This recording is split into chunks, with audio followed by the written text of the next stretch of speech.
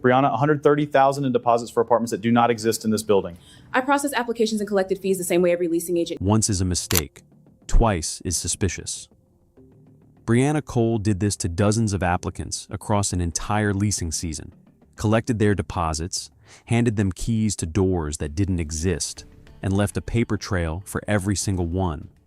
People showed up on move-in day and the unit numbers on their leases were nowhere in this building. I need a lawyer before I say anything else about any application or any lease. She would not get the chance to explain.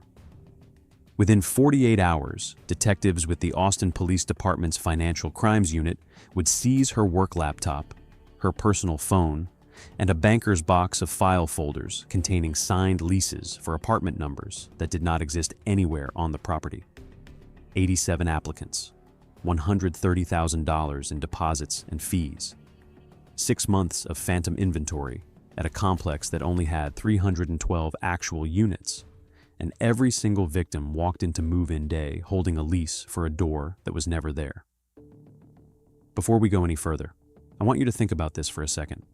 Have you ever handed over a deposit, signed a lease, and just trusted that the person on the other side of that desk was real? Drop a comment and tell me how much money you've put down sight unseen in your life. And if you're not subscribed yet, now's the time. We cover the people who weaponize that trust every single week. Brianna Marie Cole was born on October 14, 1992, at Seton Medical Center in Austin, Texas. Her mother, Denise Cole, worked as a dental hygienist for a small practice off South Lamar Boulevard. Her father, Kenneth Cole, was a regional sales manager for a commercial flooring distributor who spent 4 nights a week on the road between Austin, San Antonio, and Houston. The family lived in a beige stucco 3-bedroom in the Slaughter Lane corridor, in one of the early 90s developments where the floor plans were identical and the mailboxes were grouped at the end of each cul-de-sac. Brianna was the older of 2. Her younger brother, Tyler, was born 18 months after her. According to childhood neighbors who would later speak to investigators on background, Brianna was the organized one, the one who arranged the family Christmas cards on the mantle, the one who labeled the bins in the garage, the one who, at 9 years old, set up a hand-lettered sign at the end of the driveway charging the neighborhood kids 50 cents to enter her made-up summer carnival, then kept a notebook of who had paid and who still owed her. She attended Bowie High School from 2007 through 2011. She was not on the honor roll, but she was on the yearbook staff for 3 years and ran the layout software by her junior year. Her senior yearbook quote was a line from a Taylor Swift song. Her counselor's notes, later pulled as part of the routine background check her employer ran on her years later, described her as highly organized, social with adults, occasionally lets group projects slip. After high school, she enrolled at Austin Community College on the Riverside campus, taking general education courses while she figured out what she wanted to do.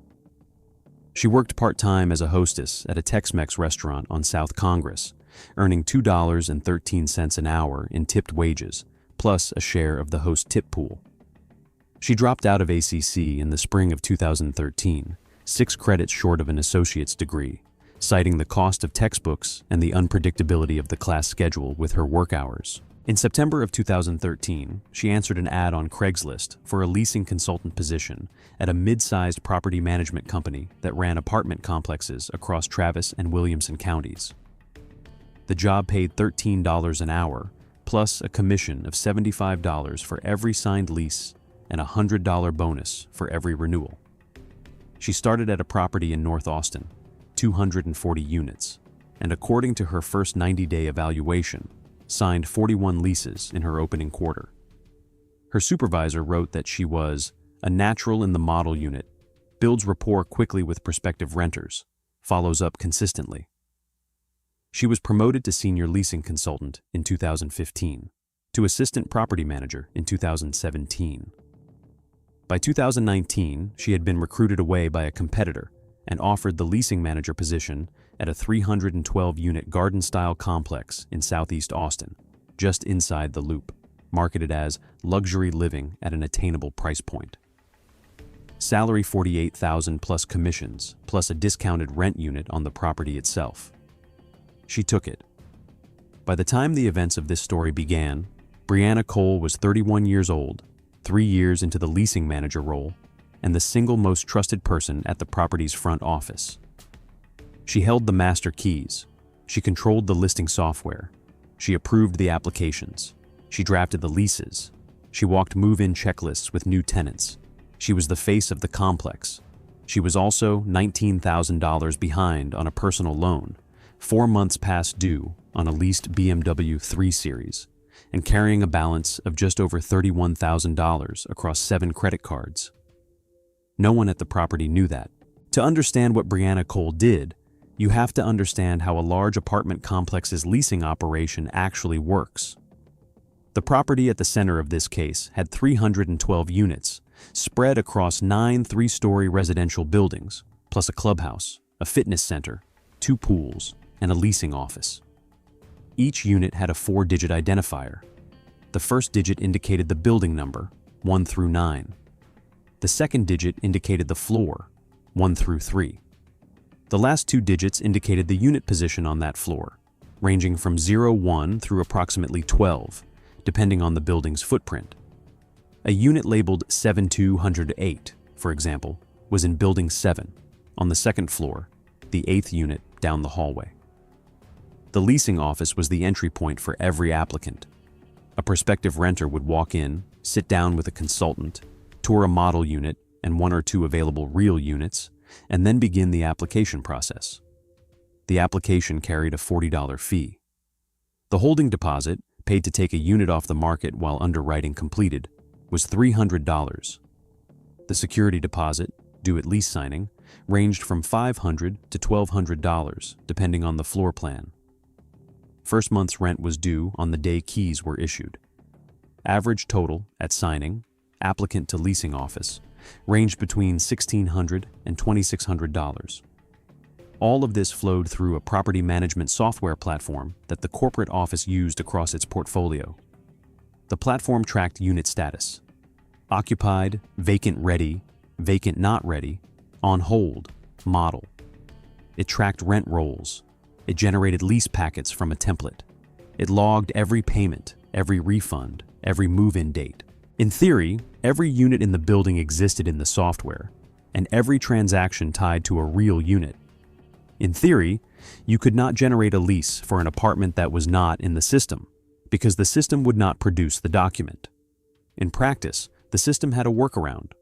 When a unit was temporarily off-market for renovation, when a corporate model was being converted to a leasable unit, when a 1-bedroom was being combined with an adjacent unit during a remodel, the leasing manager had override permissions to create a temporary unit profile.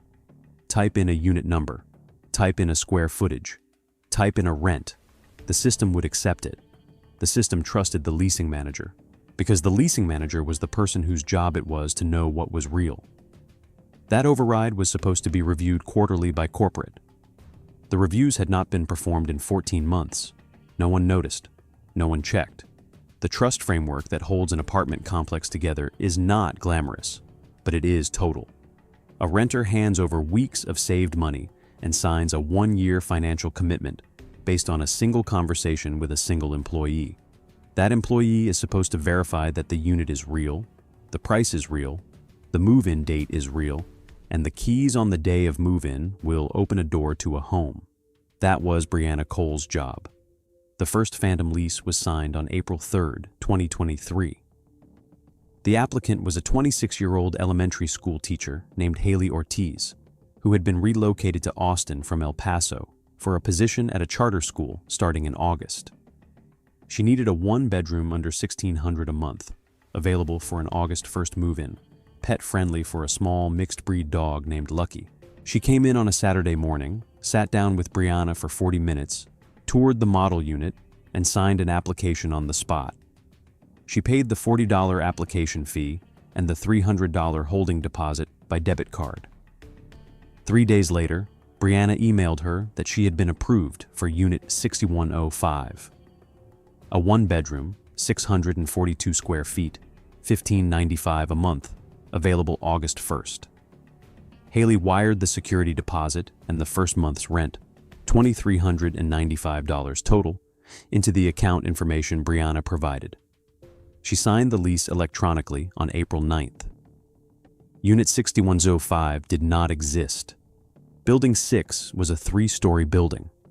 The first floor of Building 6 was the clubhouse, the fitness center, and a maintenance storage area.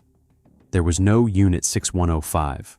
There was no Unit 6101, 6102, or 6103 either. The first leasable unit in Building 6 was 6201 on the second floor. Brianna had created Unit 6105 in the property management software at 11:47 a.m. on April 6th, using her leasing manager override. She had set the rent. She had set the move-in date. She had generated the lease packet. She had directed the deposit and first month's rent to a checking account in her own name at a credit union in Round Rock. The second phantom lease was signed 2 weeks later, on April 21st. A 23-year-old graduate student named Devin Park, Unit 8312. Building 8 only had 8 units on the third floor. There was no 8312. Brianna pocketed $2,140. The third was signed on May 1st, the fourth on May 8th, the fifth on May 12th. By the end of May, she had signed 11 phantom leases worth roughly $23,000 in deposits and first month's rent. The method was clean, in the way that small frauds always look clean until they don't. She did not invent applicants. The applicants were real. They walked into the leasing office, took the tour, sat in the chair, and signed real documents. They received real receipts on real company letterhead. The lease packets carried the property's real branding.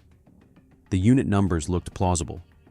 A renter walking into a property with 312 units across 9 buildings could not, in a single tour, learn the layout well enough to know that 6105 was a fiction. The move-in dates were the lever. Every phantom lease carried a move-in date at least 6 to 10 weeks out.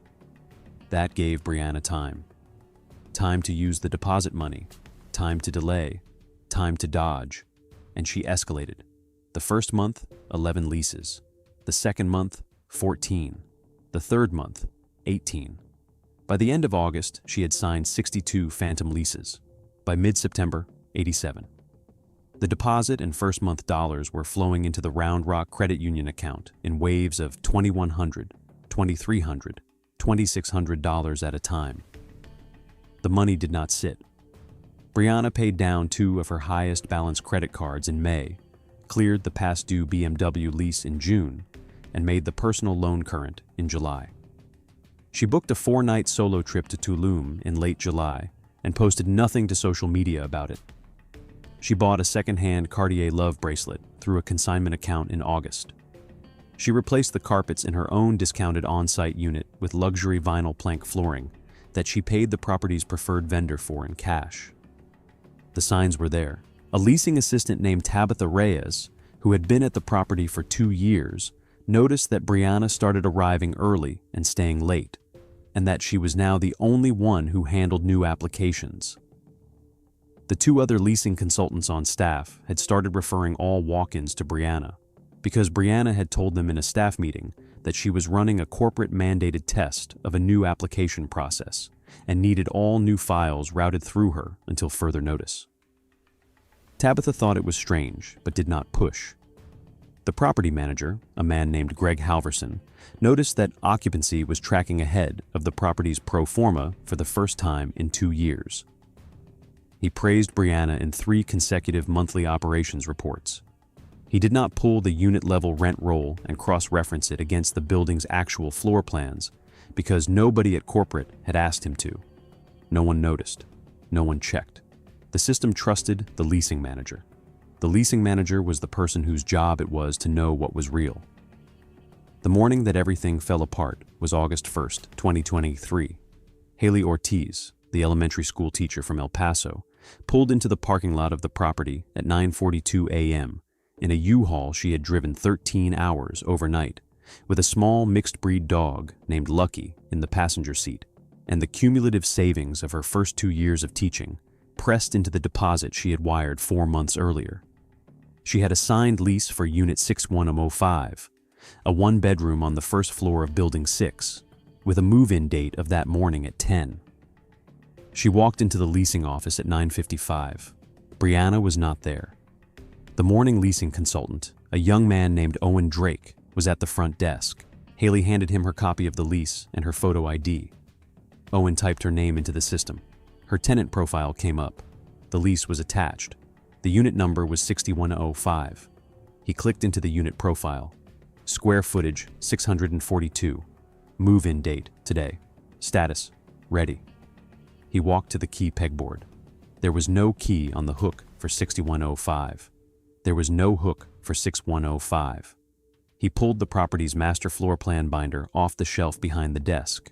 He flipped to Building 6. The first floor of Building 6 was the clubhouse, the fitness center, and a maintenance storage area. There was no Unit 6105. Owen, 24 years old and 6 weeks into the job, did not understand what he was looking at. He told Haley there was a problem with the records and asked her to please have a seat. He called Brianna's cell phone. It went to voicemail. He called Greg Halverson, the property manager, who was at a corporate quarterly meeting at a hotel near the airport. Greg asked Owen to read the lease number aloud, then the unit number, then to walk to Building 6 and confirm. Owen put Haley in the leasing office's small waiting area, walked across the property in the August heat, and stood in front of Building 6 with his phone to his ear, describing the building to his manager. There was the clubhouse. There was the fitness center. There was the maintenance door. There was no Unit 6105. By 10:30, Owen had been called by 2 more applicants standing in different parts of the property holding U-Haul keys. One was looking for Unit 4307 in Building 4, which only went up to 2 stories. The other was looking for Unit 9210 in Building 9, which existed but was already occupied by a man and his wife who had been living there for 14 months. By 11:15, Greg Halverson had pulled the previous 90 days of new leases from the property's system and identified 23 unit numbers that did not exist anywhere in the property's master floor plan binder. By noon, he had called corporate. By 1 o'clock, corporate had called a forensic accountant. By 3 o'clock, the forensic accountant had identified 104 total leases issued under Brianna Cole's user credentials in the prior 6 months, of which 87 referenced units that did not exist. At 3:47 p.m. on August 1, 2023, Greg Halverson called the Austin Police Department's non-emergency line and asked to be transferred to financial crimes. Brianna Cole's cell phone was still going to voicemail. Detective Marcus Whitfield of the Austin Police Department's Financial Crimes Unit was assigned the case at 4:30 p.m. that same afternoon. He arrived at the property at 5:15 with a partner, Detective Renee Castellanos. They set up at a conference table in the corporate management office of the property and began their work the way financial crimes detectives always begin it: paper. They pulled every lease issued under Brianna's credentials in the prior 12 months, 241 total. Of those, 87 referenced phantom unit numbers.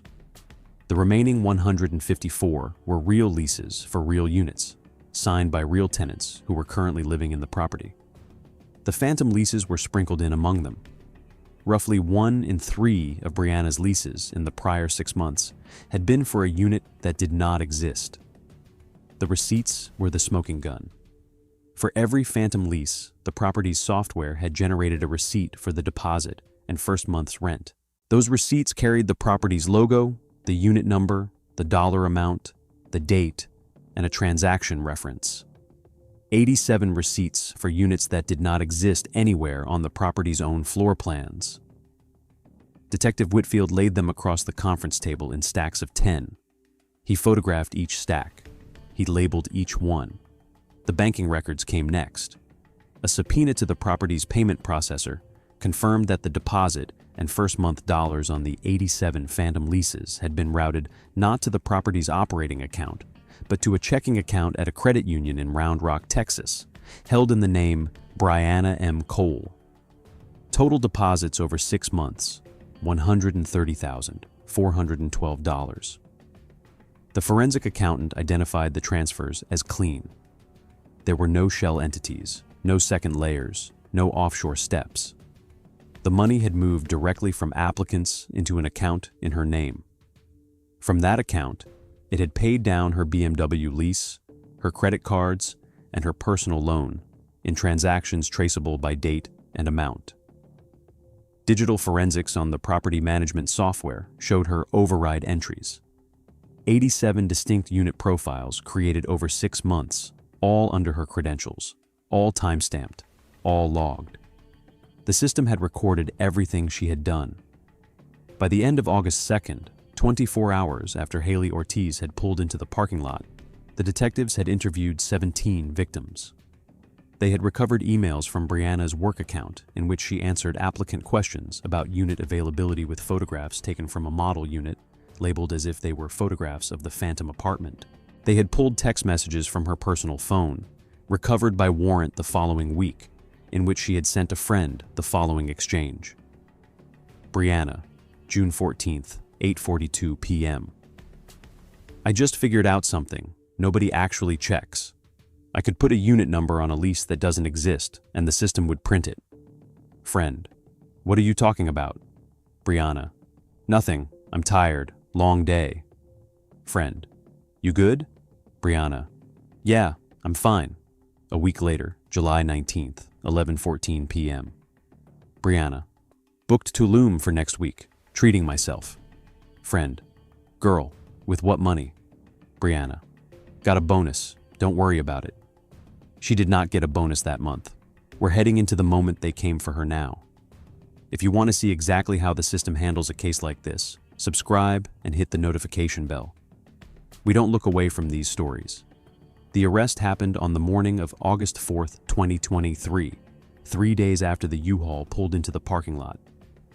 Detectives Whitfield and Castellanos arrived at the property at 8:47 a.m. with a uniformed officer and a warrant.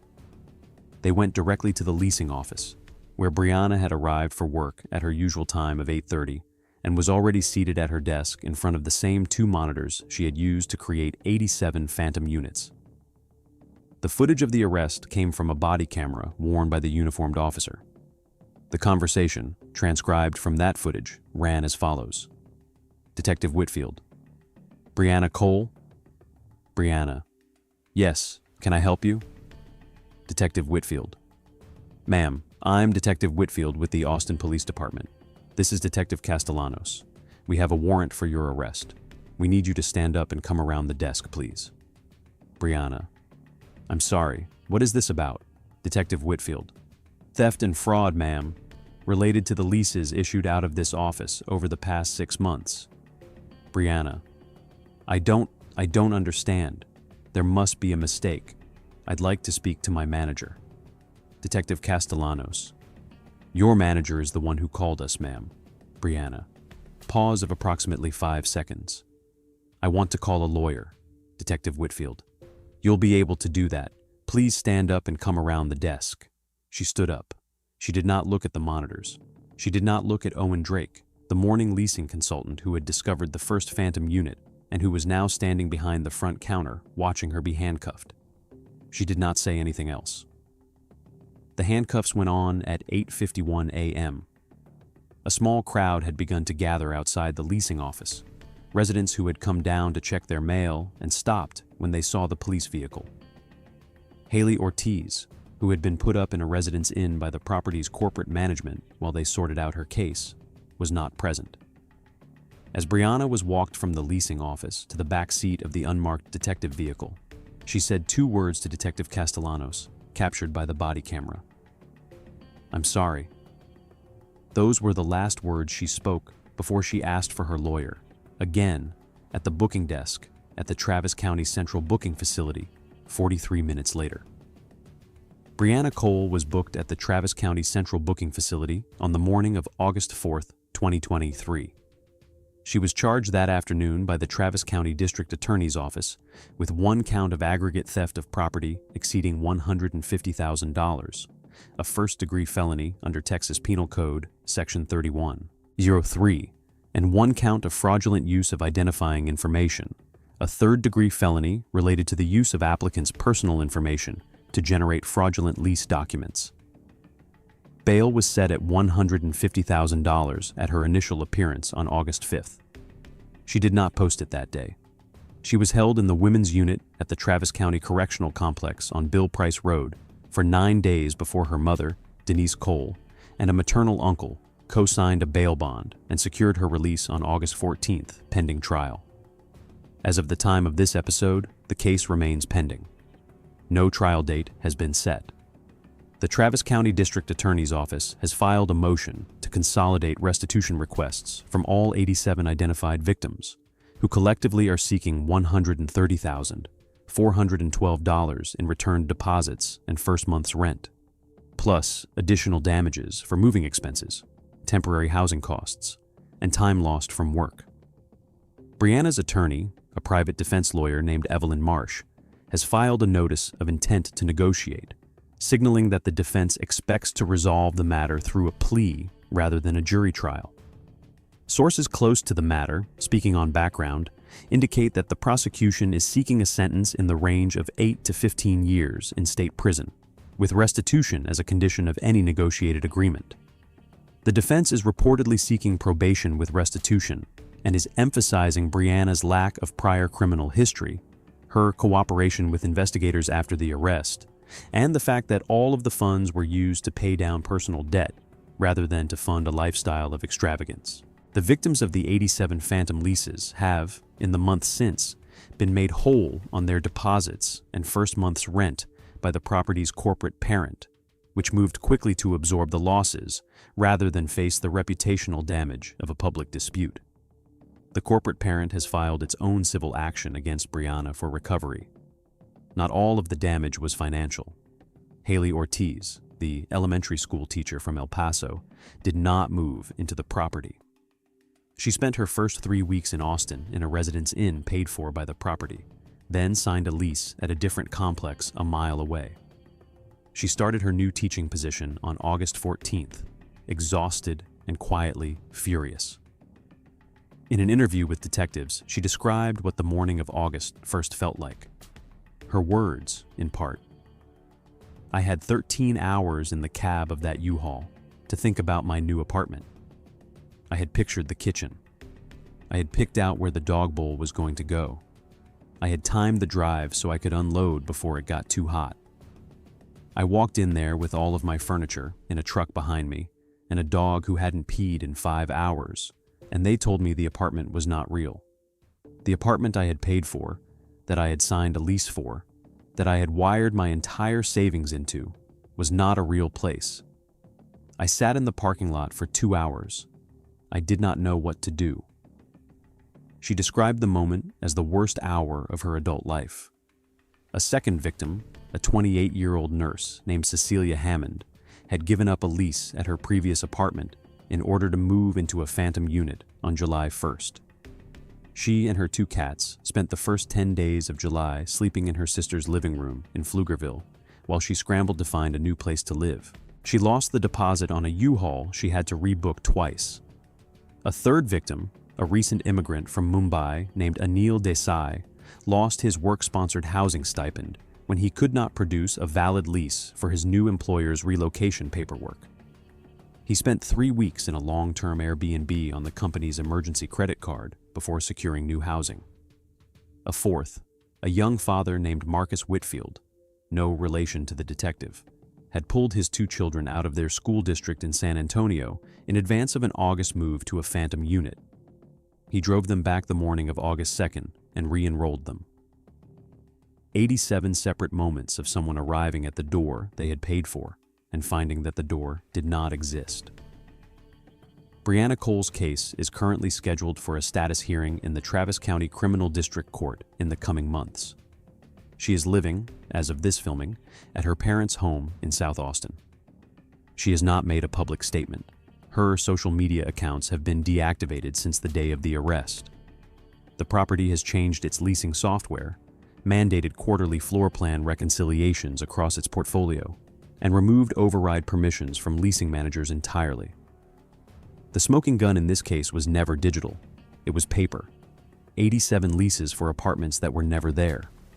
87 receipts for keys that opened nothing. 87 moments where someone trusted that the woman behind the desk was telling them the truth about the most basic thing a person can ask another person, which is whether the home they had just paid for actually existed. She took that money, She gave them a key to a door that was never there. She sent them into move-in day with a lease for nothing. The system trusted her because the system was built on the assumption that someone, somewhere, would check. No one did. This case was unsettling in a way that stays with you. But the next case on the right-hand side is something else entirely. Click it now.